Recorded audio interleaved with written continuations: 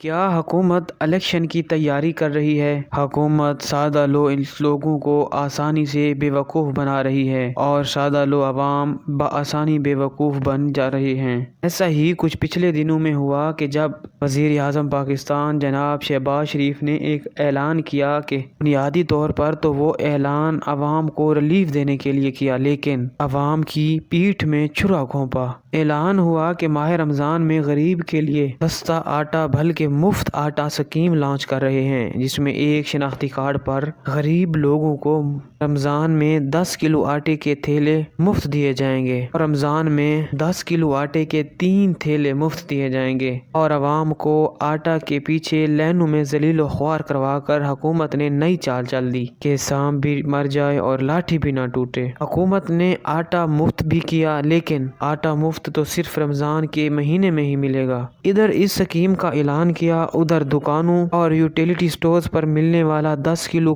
آٹے کے تھیلے کو مہنگا کر دیا، یعنی جو 10 کلو آٹے کے تھیلے کا ریٹ 648 کا تھا، اب اسے 1158 روپے کا کر دیا۔ اب فری آٹا دینے والے پیسے یہاں سے ریکور ہوں گے۔ یہ حکمران غریب عوام کو نام نہاد ریلیف دینے کا کہہ رہے تھے، لیکن غریبوں پر مزید حالات تنگ کرتے چلے جا رہے ہیں۔ عوام بھی آسانی سے ان کے بہکاوے میں آئی اور خود لائنوں میں لگنا شروع کر دیا۔ حالانکہ کرنا تو یہ چاہیے تھا کہ یہ آٹے کا بائیکاٹ کرتے کہ ہم یہ آٹا نہیں لیتے، ہمیں صرف 1 منتھ کا ریلیف نہیں چاہیے، ہمیں آگے آنے والے دنوں کا بھی ریلیف چاہیے، یعنی احتجاجاً یہ آٹا نہ لیتے اور حکومت سے مطالبہ کرتے کہ یہ جو یوٹیلیٹی سٹور اور دکانوں پر 648 میں ملنے والا آٹا تھا، اسے مہنگا نہ کیا جائے۔ آپ چاہے یہ فری آٹے کا ریلیف ہرگز نہ دیں، لیکن اسے مہنگا نہ کیا جائے، کیونکہ یہ تو صرف 1 مہینے چلے گا،